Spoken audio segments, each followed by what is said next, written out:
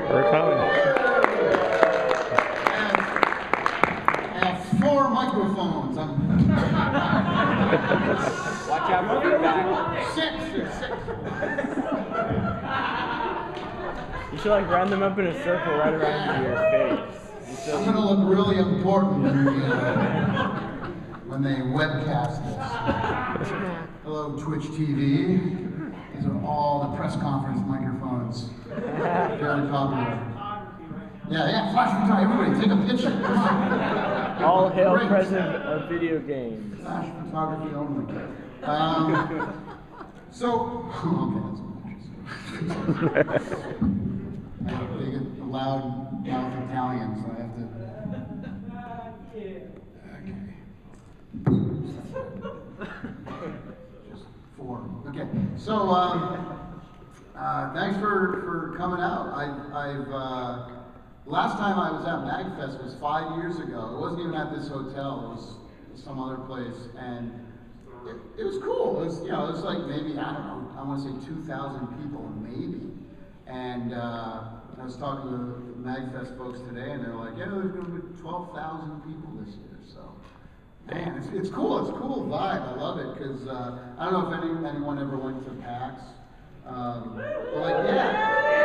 PAX is like so huge now, though. It takes like 20 minutes to like go up an escalator, and they like stop people. But so this is like, but PAX like 10 years ago was very much the same kind of vibe like this, and it was cooler back then when it was like a little smaller and more of a cool community and stuff. So yeah, I'm really digging MAGFest this year, and to think it's all based around video game music and bands and oh gosh. So amazing. I wish there was something like this when I was growing up. But anyway, so they asked me to do a panel, do a speech here, and they said, "Well, you talk about whatever you want to talk about." And I said, we're doing an 8 and 16-bit panel tomorrow with some other composers. I'm doing a video game writing composer panel tomorrow as well. So I said, well, we're kind of covering the composition stuff with those, so maybe I can talk about video games live and all of the crazy, wacky things that happen. I started the company 12 years ago. And first of all, how many people have been to Video Games Live? Yeah. Cool. Here comes Kansas City. Awesome. Kansas, we've been to Kansas City. You have? Yeah. Ah, I missed you. It's got I'm a huge baseball fan, and Kansas City it has the Negro Baseball Hall of Fame in Kansas City. I did not know that. It's a cool museum, yeah. Anyway, so so that's cool, and for those of you who haven't come, you have to definitely check it out. The reason I created Video Games Live, I've been a video game composer for 25 years now, and I've worked on over 300 video games. And about 12 years ago, I mean, my goal is I always wanted to kind of prove to the world how culturally significant and artistic video games have become. And but I also wanted to help usher in a whole new generation of young people to appreciate, music, symphonic music, and orchestras and the arts and stuff like that. And so they had done video game concerts in Japan, as most of you I'm sure know, dating back as far as 1985. They did like a Dragon Quest concert was like the first, and they did Japan did the game concert series there, and so they had done stuff, but they were there was no video screens or anything like that. They were very traditional, everyone in tuxedos, okay, shh, everyone be quiet, and then we play the music, which is cool. I mean, it's very, classy. I wasn't classy. No, I wasn't into the whole classy thing. No, I wanted to do something here that was very different that no one had ever done before. And to me, there's 3 things that make up a video game. Of course, there's the audio, the music, the voiceovers, sound effects. There's the art, the visuals, the animation, the backgrounds, all that. And then, of course, there's the gameplay, the design, the interactivity. So I wanted to take all three of those things, not just the music, but the visuals and the interactivity as well, and kind of put them all together to create a show. Because to me, I thought it was important. I wanted to create something that everyone could see and enjoy. Again, that was my goal from the beginning. It wasn't just to create a show for hardcore gamers. It was to create a show for everyone. And so you don't have to know a damn thing at all about video games to come out to the show and understand it. And again, the visuals help with that. The interactivity helps with that. And it's cool to see, because, being on stage, I can see when we say a certain joke or do a different thing, you can see the kid, leaning over to his mom or dad, filling him in on like what the joke was. Why was that funny? And okay. So it's cool that it's kind of a family show like that. But we want to be, do something really different. So I kind of describe Video Games Live as having all of the power and emotion of a symphony orchestra, but combined with the energy and excitement of a rock concert, and mixed together with all the cutting-edge visuals and technology and interactivity and fun that video games provide, right? Because let's face it, for the most part, the symphonies and orchestras, it's not fun to, people my age and younger, It's like, that's something my grandfather does or something, because again, a traditional symphonic show is very, shh, everybody be quiet. Like, don't say anything, don't make a noise, don't kick a chair, don't cough, oh my God, you're rude. And everybody's in tuxedos and sipping wine and smoking cigars, and it's like, so I want to bring the fun into it. It doesn't have to be like that, it's just the way that people have been doing it for 100 years. And it's funny, because in Video Games Live, a lot of times when people for the first time are seeing it, they don't know what to do, like the audience doesn't know how to react, like should we be, should we not clap, or should we clap? Is it okay to go woo, or should, so one of the first things I do when I get on stage is I tell people, I say, look, feel free to cheer, clap, yell, scream, holler, whenever you feel like. And so that kind of gives people the, it's like, oh, okay, now we can just be gamers now, we can be obnoxious, no. Anyway, so, but I've played Video Games Live all over the world now. We were the first video game concert to ever play, in places like Canada. Canada in the house, nice. And what part? Ontario?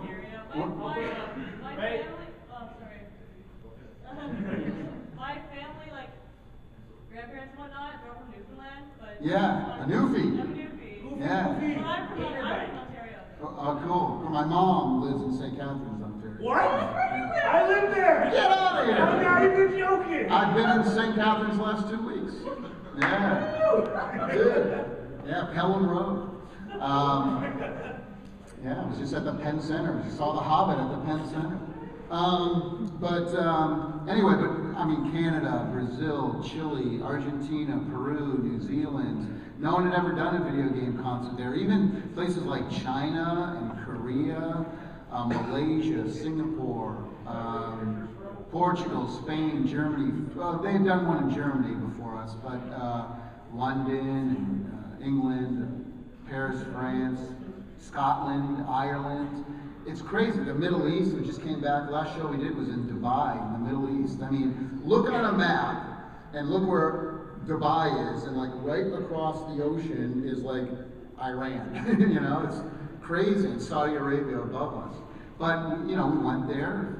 5,000 people, big sold out show. It's crazy. And you see, people in the audience wearing the, and the whole get up there, and it's nice. It's crazy to think like we go all over the world, and music is kind of like this common language that video game music.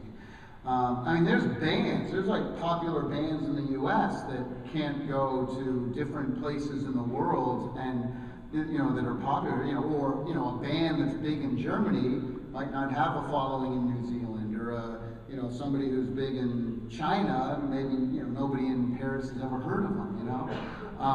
And so video games, it's just really incredible to see how popular and how much people love the music to video games. So it's pretty crazy. It blows my mind whenever I go. Like I said, we go into a place like Dubai, like in the heart of the Middle East, and to see people, they can hum Metal Gear Solid and Kingdom Hearts just as much as the next person, People always ask me, though, where's the craziest place we've ever played? Like, where's or what's my most favorite shows? And it's always South America.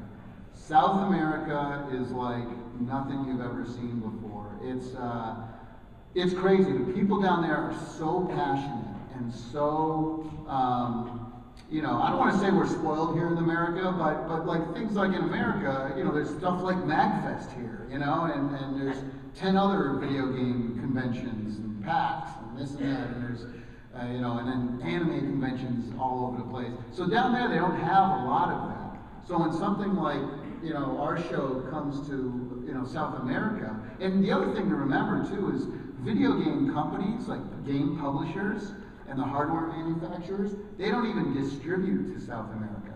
So there's no legitimate like PlayStation or Nintendo or Xbox in Brazil. But they sell video games, and the reason say, well, I don't get it. The reason is because the black market is so huge down there that everybody has chipped everything. So it's chipped PlayStation, and they sell, like you go into a legitimate mall, and there'll be like 6 different video game stores, but none of them are legit. And so it's literally like they hand you a big book like this thick, and it's like all like Burns DVDs and Blu-rays, and they sell them for like $4 or whatever. So you're what's this? Assassin's Creed 4, $3? Sure, and negotiate with them. And but because it's so accessible to everyone down there, everybody's into it, right? So it's a huge market that has millions of fans, but that no video game company pays attention to. So when we go down there, it's crazy. I brought along some videos and stuff. I'll play, this was in Chile a few months ago. I think this is in October, the end of September. Just to give you an idea of kind of what they're like down there. And they go crazy. I mean, every song is like, they know all the oh wait, do I have any volume, Sarah? Oh, there's no volume. You guys want to hear it?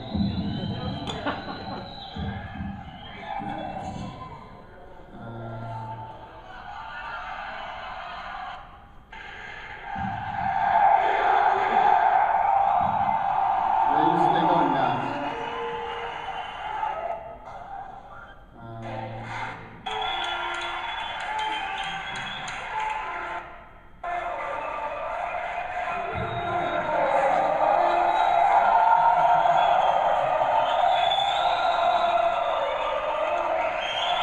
This went on for like 12 minutes. They're saying, I don't know how they're saying it, but what they're saying is, fuck no, we won't go. That's the translation of what they were saying. They wouldn't leave. They were like, we're done, we have nothing else to play, and they just wouldn't stop. But anyway, so it's super crazy down there, it's great. I'll tell you a couple of funny stories, so I want to make sure you do some questions and stuff too, but so one of the craziest, some crazy stuff that happened, we, in China, it's a communist country, right? And so, they don't have a lot of the same rules as we do here in North America.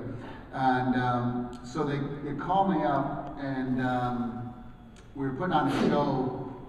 It was one of our shows in Taiwan, which China, owns Taiwan now. And they said, look, do you know what you're going to play for your encore? And I said, yeah. They said, could you send us an MP3 file?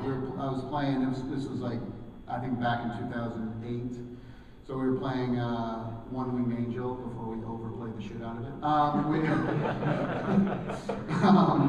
Doesn't everyone? So we were playing One Winged Angel, and that was the encore for that night. They said, "Oh, great, send us an MP3," and then because we want to do fireworks, and I'm like, "Oh, cool!" And so they. And then I emailed the guy the MP3, and I never really heard back from him. And then the night of the show, I go over to the conductor, it was Jack Wall, who started Video Games Live with me, and I go over, I said, "Jack, did anyone tell you anything about fireworks or the encore or anything?" He's like, "No, no one said anything to me." I'm like, you know, because you get emails like this a lot, and like, "Oh, we're gonna do this," and then no one ever does it. So I'm like, okay, whatever. So we're going out for the encore, and I asked my production, I asked my stage manager, I'm like, "Anyone say fireworks?" "No, no, I don't know. No, something. Okay." So we go out there, we start playing. Now we're playing to 100,000 people. This is like an outdoor. Let me see. I should have. Like Wolf Trap. Wolf Trap? No, yeah. Wolf Trap's about 7,000. Yeah. So think of, it was like, 15 times bigger than the Wolf Trap show we went to. Yeah, I got some pics of it here. Let me see. We played, it's basically, you know, like in Washington, D.C., they have, you know, where the, Lincoln Memorial and all that. We played the equivalent of that in Taiwan. So this was the, so that whole place was full there. Okay, this is an interesting picture. See this here? That's the stage, and so and then the fireworks were going off over top. But so that was from somebody in the back. That's the stage there, and we were the only thing. It was just us. I mean, it wasn't like we opened for U2 or anything. You see, look at the cosplayers in the front there representing all the cosplayers. See that? They're always in the front row.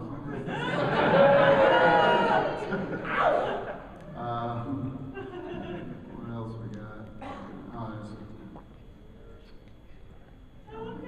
Oh yeah, they made me a panda birthday cake. It was my birthday when we played. They're like, "What do you?" I was just joking too. They're like, "Oh, what kind of birthday cake you want?" I'm like, "Make it a panda one." And look at this! It came through. I'm like, "Holy crap!" I was kidding. I actually hate pandas. It was awesome. And I'm vegan too, so I said I want a vegan panda cake, and they came through with a vegan panda cake. It's unbelievable. As a pig, so that's you can see it just goes all the way down, and it was on both sides too, on the steps. So anyway, so I go up there and I'm like, so no firework. Oh, okay, whatever. So then I start the song, and then there's this part where the guitar comes in. So the song's starting, and there's no fireworks, whatever. And there's a part where the guitar comes in, and I slide my guitar and all of a sudden,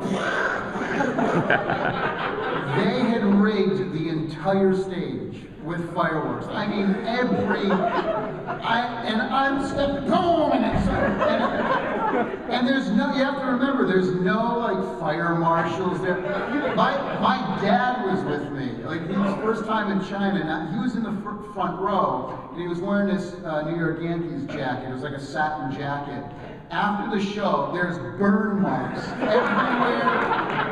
Shit is raining into, like fire is raining into the audience. We're just like, no laws, fire marshals, anything. And I mean, no one told me anything, so I literally had stepped there, and I'm going to show you the video of it, because you'll see me, like I'll step somewhere, something blows up in my face, and it was so loud though. You'll see me and Jack on the video were laughing because we could not hear at all. It was like a war zone. He's just going like this. And he's laughing because he can't even hear the orchestra. It sounds like shit, actually. The song it was one of the worst performances of One Winged Angel that we've ever did. But, oh shit, you can see. Put this in there. It's a shitty YouTube video, so you know, that's all I had. Let me make this first.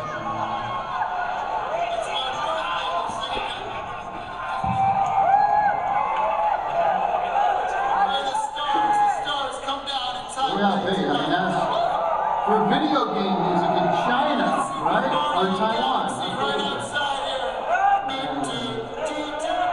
I got everybody to sing Mario. 100,000 people singing Mario.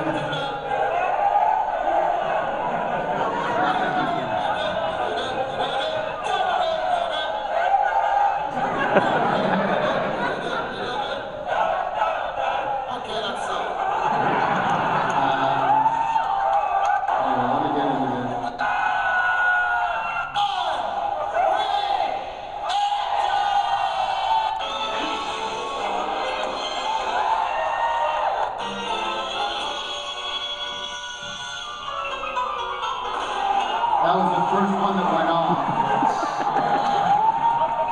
Well, you gotta see the whole stage. Great.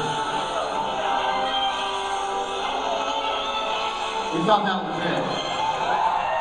And then this shit just keeps blowing up everywhere.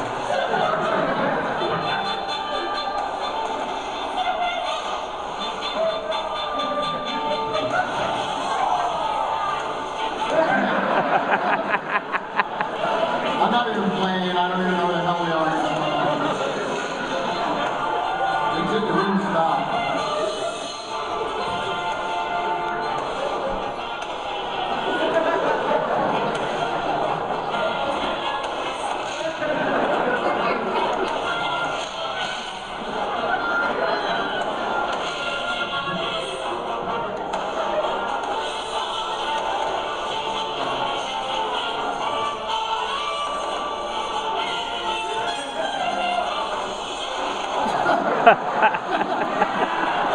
The stage is literally on fire in the back.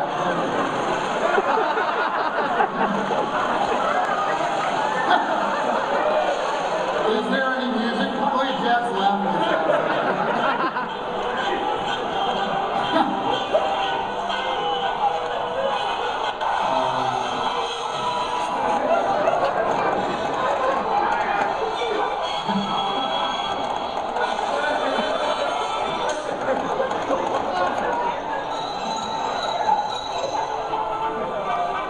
Okay, you're here for a second there. I'm trying to get back on track.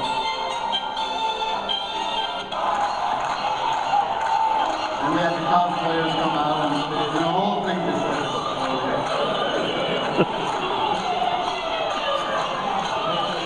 literally, I went after the song was over, I walked off stage, and it was on fire. On the side.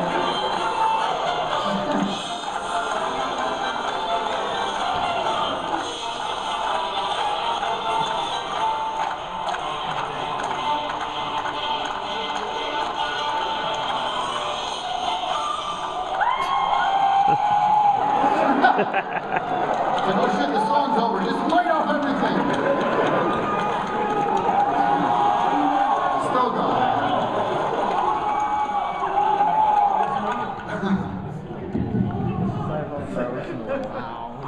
Anyway, that's some crazy Taiwan shit there. What's that?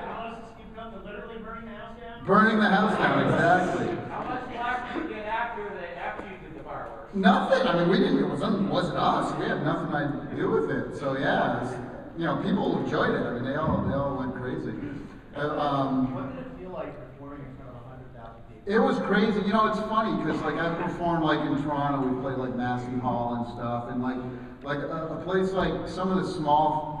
Well, when I say small theaters, it's like 3,000 people, but still, it's big. But like a lot of the theaters where, you know, like the balcony is like right here, you know, on the sides of the stage, and people are kind of like, you know, stacked up and everything. Like those are really cool shows because it's like you can hear like people like saying stuff, like those shout outs, you know, whatever. And that's cool, but when you play to like 100,000 people, like we've played the Hollywood Bowl a couple times, and you know, in Korea we'll play to like 20, 30,000 people a night. And every time we played in China, Beijing, Shanghai, it's always like in big stadiums. And the things about those shows, I mean, it's cool, but it's just like the audience is just like, you know, it's like this big, just white noise stuff. So it's awesome to be like standing there and like seeing that, like, oh my God, these people are looking at me, like it's weird, right? But from a performance standpoint, I always like you know, like feeling the audience is like kind of when it's on you, and some of the smaller venues where it's only a couple thousand people, like that one in that I showed you in Chile. Like that was like everyone was like right there in your face, you know. And it was cool. So yeah, it's weird playing the bigger shows, but I'll tell you another. This is a funny China story. So we're playing in China, and one thing I've always wanted to have. This is stupid, but one of the things I always wanted to have at Video Games Live is at the end of the show. We have those, you know, those streamers, like the confetti things, and you know, confetti flies all over, you know, like the end of American Idol or whatever, and there's confetti all over the place or whatever. I'm like, oh, that'd be so cool to do that. And then I always wanted to do that, and you're like, well, you know, the problem with that though is that when you have confetti machines, it's super expensive, even though it's like little pieces of toilet paper or whatever, but because they have to do like this massive cleanup, right? So it's like if we would have confetti cannons here now, it might cost, you know, maybe a couple $1,000 to rent them. And we'll go poof, but then you have to get like a bunch of union people to like clean everything, and it takes hours. So it's like it's like $7,000 or something. It's like, oh, no way. So I always wanted to have that. I always thought it would be cool, but we never had the budget for it or whatever. So we're in China. This is like maybe 4 years ago. And the dude comes up, and I see a dude, a little Chinese dude, and he's setting up confetti cannons on the side of the stage. And I walk over to him, and I'm like, dude, are these confetti cannons? And he did not speak, you know, he's like, oh, yeah. And I'm like, and they go boom, and they get like this, yeah, that's cool. And I said, are you controlling the button for the confetti? And he's like, yeah. I'm like, oh, cool. I said, okay. Here's where I want it to happen.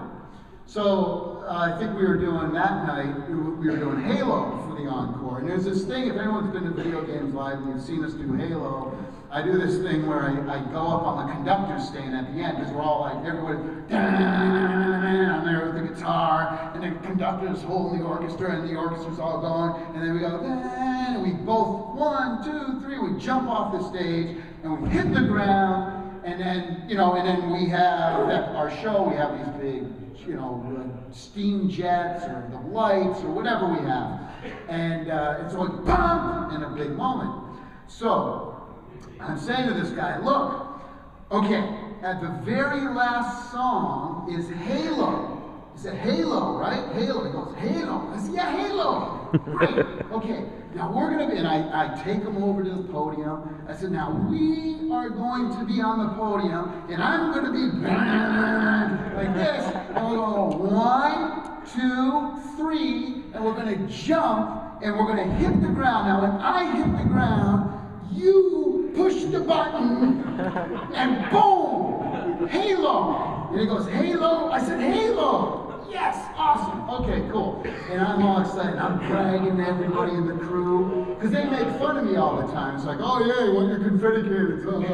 I'm like, dude, we're getting confetti cannons tonight. It's going to be awesome. I explained the whole thing to the guy. I was on stage, like, Halo, and boom. And so I'm bragging to everybody in the crew. So then the show happens, and I'm like this, and I got my guitar on, and I go, you know, ladies and gentlemen, they call this next game Halo. Boom!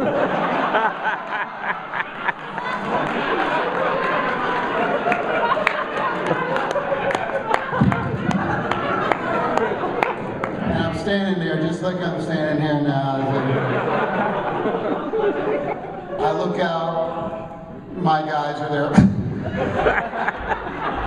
laughing their asses off. look to the side of the stage. The guy's like,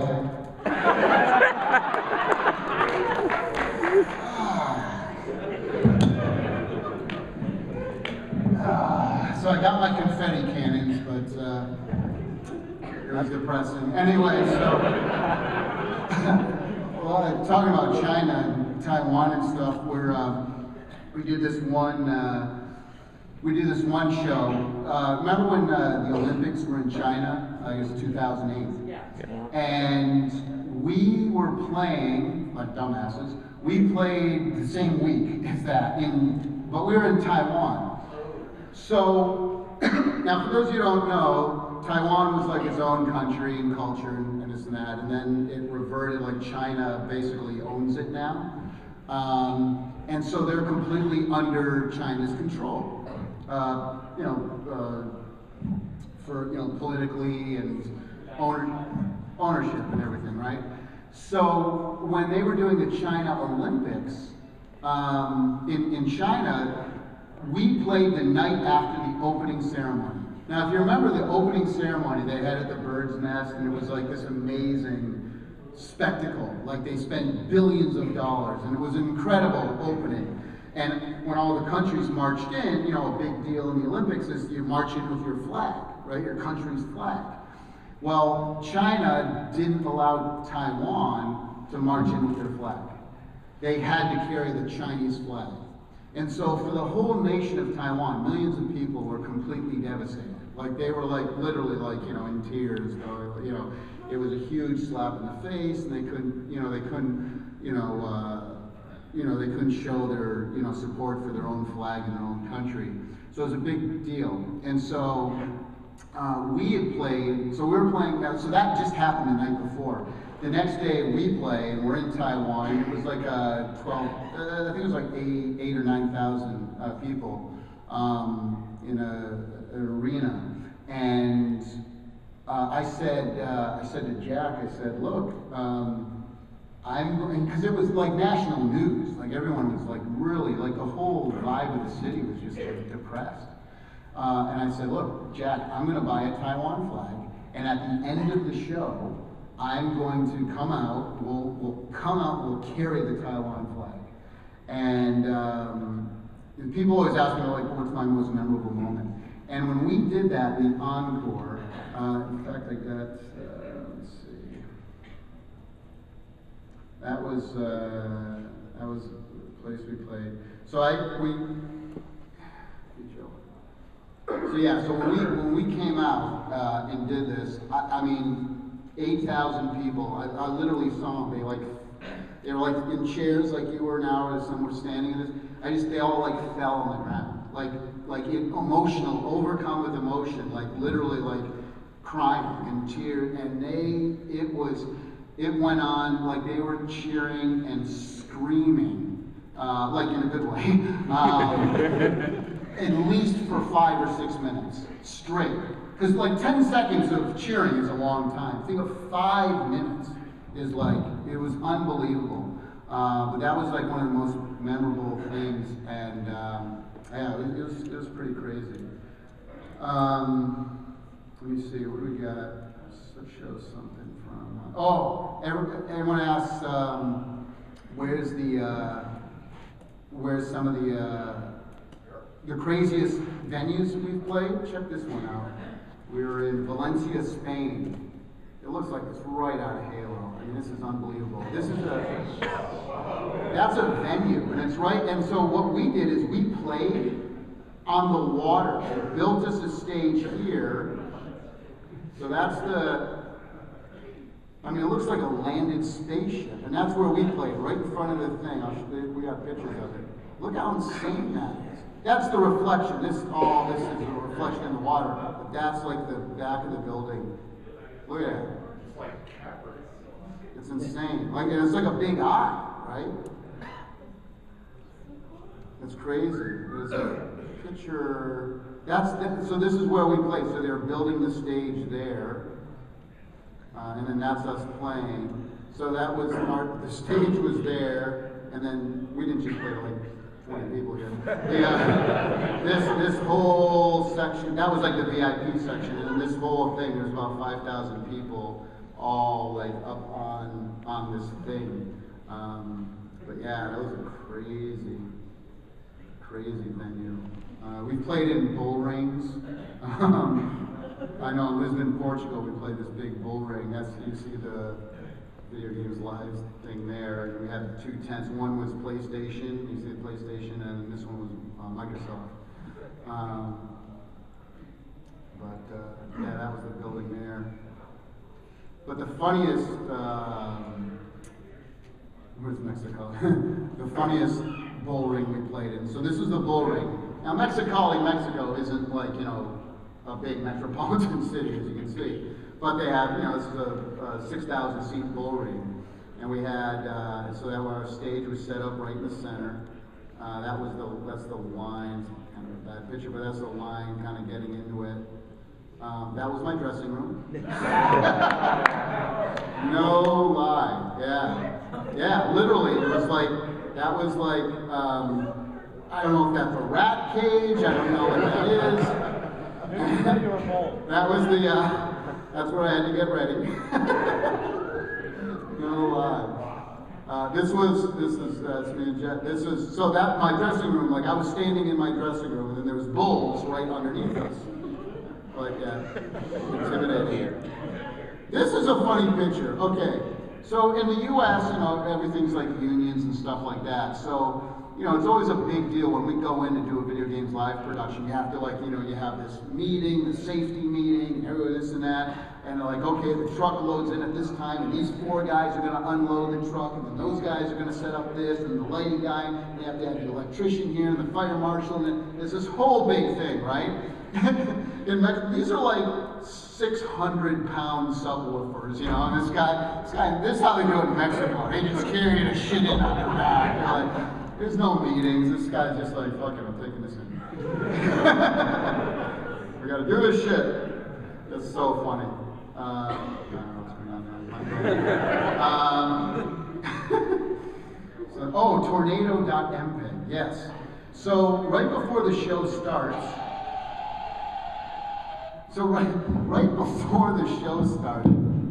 this is hilarious. Okay, this is when, I don't know when this was, 2007 maybe. It was early on. This was our first outdoor, well, we played the Hollywood Bowl, which is an outdoor gig. But this was like our the next show that we had done outdoors. And so I didn't have a lot of experience in doing live shows outdoors. So, of course, you know, you have all the sheet music, right? Well, we're in that thing, you know, the bull ring. And then literally like, I don't know, 30 seconds before I walk on stage, a hurricane passed through, or whatever, a tornado touched down. This huge windstorm, and it just blew everyone's sheet music out into the audience. Now we know that when we play outdoor shows that we use like clips and everything like that, but this we didn't know, so this is pretty funny.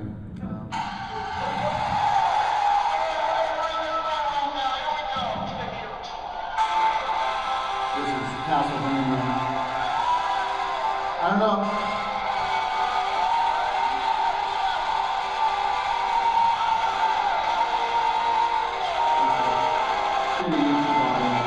You can see the storm brewing? You see all the clouds and stuff.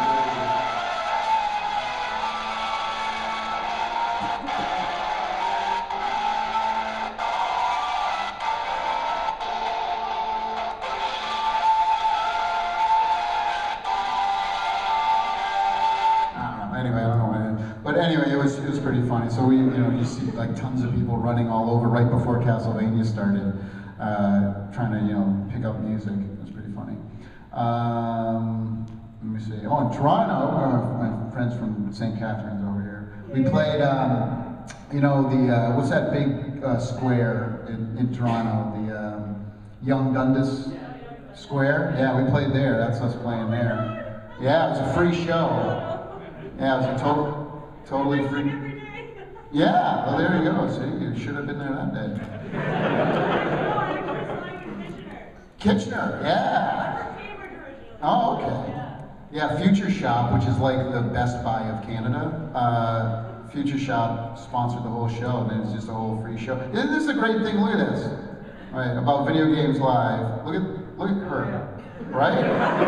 Rock the fuck on, Grandma. That is awesome. So it's all walks of life. You know, she was probably, it's the same thing. She was probably taking, okay, so I wore the Leafs jersey, you know. I know, and I was in Toronto, so. Anyway, let me see. What else we got? Taiwan, San Francisco, what's in here? Oh, that's a dude who created Tetris. Alexei Kazanov. Yeah, do you guys know the story of Alexei? So this dude, like, you know, made Tetris and you know, never saw any money from it because he was like in Russia when he made it, and they tried to like keep all his shit. And so he defected to the U.S.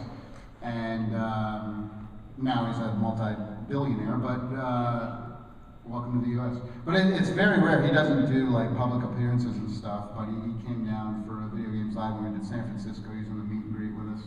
That was backstage. Damn. You might know this dude here, Miyamoto-san. That's Koji Kondo. That's the Zelda dude.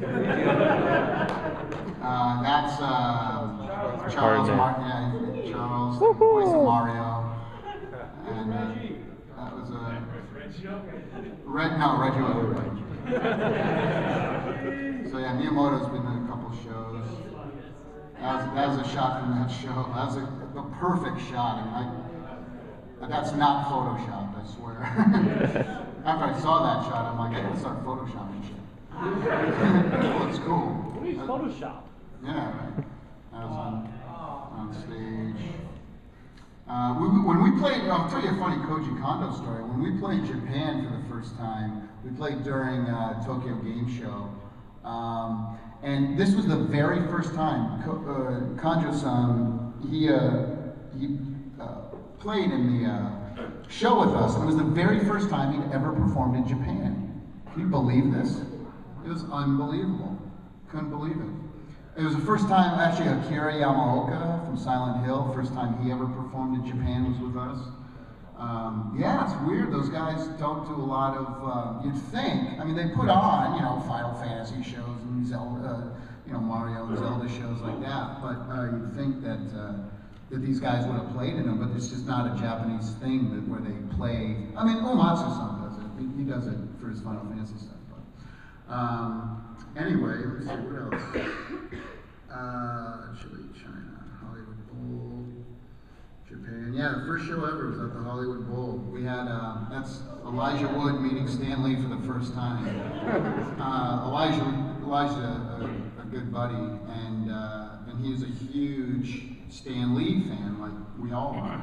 And so I'm like, dude, Stan Lee, because I've known Stan Lee for, I don't know, 15 years now. I worked with him, first time I met him was when we worked on the Spider-Man on the PlayStation, the original, I guess it was PlayStation 2 game. And we worked together for like a week. I was doing all the, you know, voice recordings of him and stuff, and I wrote part of the script and all that. So I said, I'm going to invite Stan Lee. Fuck it, maybe he'll show up.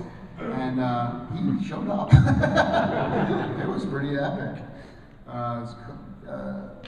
Hideo Kojima flew over from Japan to support. That's Marty O'Donnell, Mike Salvatore, composers of Halo. That's my mom, and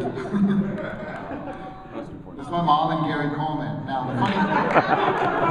the funny thing about this is, how tall is my mom?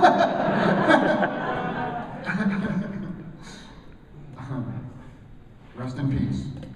Oh, Gary Coleman, not my mom. This is an epic pick. That is my buddy Steve Lisberger. We were talking about Tron before. That is the creator and writer and producer of Tron. And he's the guy who did all the sound effects for Tron. Yeah. Victor Lucas, TV show. Yuji Naka, creator of Sonic the Hedgehog. He flew in from Japan for our show. Toby Gard, the creator of Tomb Raider, Lara Croft, right there. And that's Nolan Bushnell, creator of Atari, the only boss Steve Jobs ever had. There you go, some cool pics from there. Let's open it up to questions. We got like 15 minutes left. Who's got questions? Yeah, here you go. Why haven't you ever come to Australia? Why haven't I come to Australia? That is a fantastic question. Australia is one of my favorite countries, and I'm not just saying this, but it's one of my favorite countries in the world. I've been there 6 times, just for nothing but vacation. I've been all up the Gold Coast, Sydney obviously. I actually drove all the way up the Gold Coast, all the way up to Cairns, yeah, up north, and saw the waterfalls and everything. I'm a huge lover of the country. And I wanted to do it right. And as you know, I mean, there's the Eminence Orchestra there that plays shows. And then, of course, you probably either saw or know about Zelda's been there, the Distant Worlds show has been there. They've played the Opera House. So I've just been waiting for the right time because I don't want to just go there and do a show. I got to do it in the Opera House, you know. In fact, there's another video game rip-off show of mine that's playing there in March. So what happened? I mean, I don't want to get into the politics of it, but you know, a few people badmouthed, a few jealous game concerts badmouthed us in Sydney. So they're like, you know, and so that's why it's taken us a little longer to get there. But I want to play the Opera House. I want to do it right. Are you from Sydney or? Oh no, I'm from Brisbane. Brisbane. So I've been to Brisbane as well too. They have that great what's it called, the comic show there? Supernova. Yeah. So I was a guest at Supernova one year, and we want to do Brisbane, Melbourne, Sydney, and probably get west maybe too a little bit. And so every year we'll meet with promoters and with concert promoters, and we'll this and that, and then something happened. Like we had a huge 6-city tour lined up. I think it was 2 years ago, and then the guy went out of business like 3 months before our show started. I'm like, no. So every year you'll see it. Like I'll put Australia up on the coming soon, and it's so frustrating because somebody says, oh, let's do a show, and then the Opera House, my agents will be like, oh, we got the Opera House this year. Oh, they did Zelda. I'm like, fuck. So anyway, trust me, because Australia is one of my favorite countries in the world. It really is. And so I haven't played there. My 2 countries I haven't played yet that I want to are Australia, and I also haven't played Italy. And I'm 100% Italian, so that might be changing in November though. We might be doing a. You're going to cease to be Italian? What's that? You're going to cease to be Italian in November? I'm going to be what? You said that's changing. You're going to cease to be Italian? No, not that I'm going to cease to be Italian. Yeah, giving up my Italian citizenship. No. So we're hopefully going to be playing in Italy in November. Yes, right. For anyone who doesn't have access to Kickstarter or hasn't been following it, how is level 3 looking? Yeah, thanks for that. Yeah, so it was super huge. So I've wanted to do a Kickstarter for a while now, for about a year before I actually launched it. And so I'm good friends with guys like Chris and Tim Schafer and Brian Fargo, all the guys who have done hugely successful on Kickstarter for video games. And so the thing about video game music, the way we do it, is that it's not just if you have a 3 or 4 piece band, you can put together a really kick-ass CD in your freaking garage or in your home studio. With us, it's tougher because it's 100 musicians, and we want high quality, classically trained musicians, and they're freaking expensive. Then you have to rent a studio, so it's really expensive to record a full symphony album of music, and no record company is going to spend the money to give you money to buy that, to record it. So I said, well, let's go to Kickstarter, and I wanted to be 100% transparent with people. I hate Kickstarter projects. It's like, oh yeah, we need $1 million. For what exactly? show me in detail. So one of the things I did with our Kickstarter was, I said, look, I'm going to put every single line item, because if I'm going to ask for $250,000 for a music album, I want people to understand where the money's going to, every cent of it. Because I'm not making anything. In fact, I'm putting about 50 grand of my own money into the damn thing. And so that's what we did. So we were really transparent with people. And everybody said I was insane. Like, everybody's like, there's no way, no one's ever, got that much money for an album. And so I said, well, I'm going to try and this and that. And we had a pretty good start, but then it just kind of, as all Kickstarters do, in the middle is just like, not much thing. And all the things, predictions and kick track and all that stuff, said that we weren't going to make it. But we just freaking rallied, and like everybody wanted it to happen so much. And I did a IMA on Reddit, and it went up, it got all the way up to number 3 on Reddit on the main page. And we just did a bunch of stuff, and MAGFest, of course.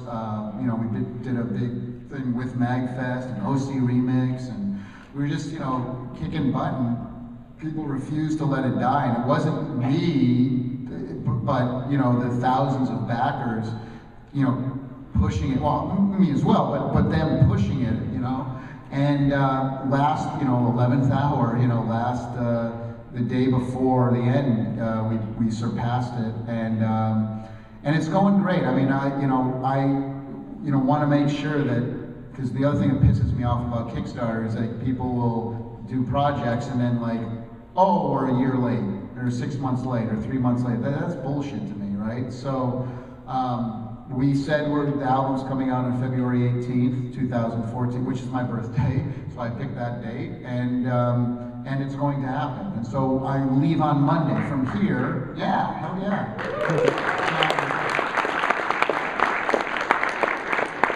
But it was emotional. It was emotional for me too. I cried when we hit the goal, because like people said, it would be a lot of work, and that's what it is. It's 30 days of like marketing blitz.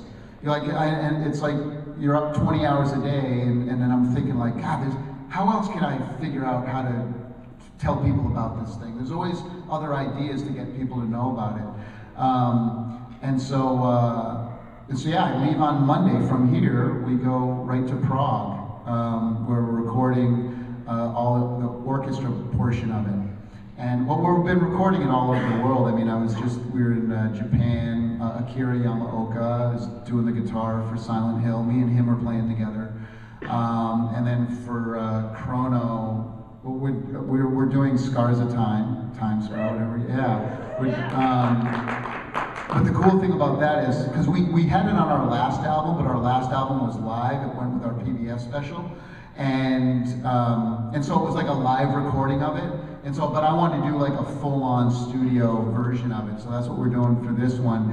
And I have Akira, I'm playing acoustic, Akira's on electric, Laura Flute Link and Travia is playing flute. The composer of Metal Gear Solid, Noriko Habino, he's blowing sax on it. Where's Al Lowe? There's Al Lowe right there, creator of Leisure Suit Larry. I saw him walking earlier.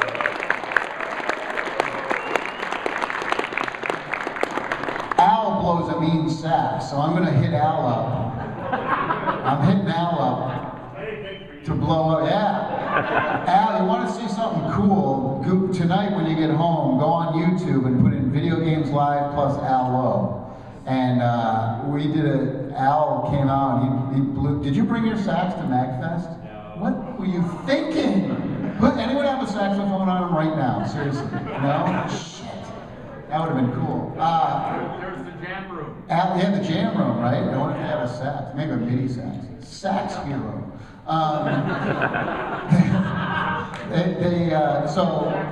So Al did the Leisure Suit Larry main theme on saxophone at Video Games Live. It was very cool. And it's on YouTube, so that's YouTube now. But anyway, the recording's going great. I was in New York City last week recording the vocals. We released the set list. There's 17 songs on it. The cool thing is, so we're doing a chrono in the studio, but I don't know if anyone knows who BT is. I know Jimmy does. BT is pretty much the guy who invented electronica music in the 80s and remix and DJs and everything like that, him and Paul Oakenfold. So BT is doing a remix for the song, and I had to pick Scars of Time. So BT is doing a chrono Scars of Time remix. Yeah, it's gonna be awesome. And he lives in this area actually, so I'm coming back here at the end of the month. But anyway, it's going great.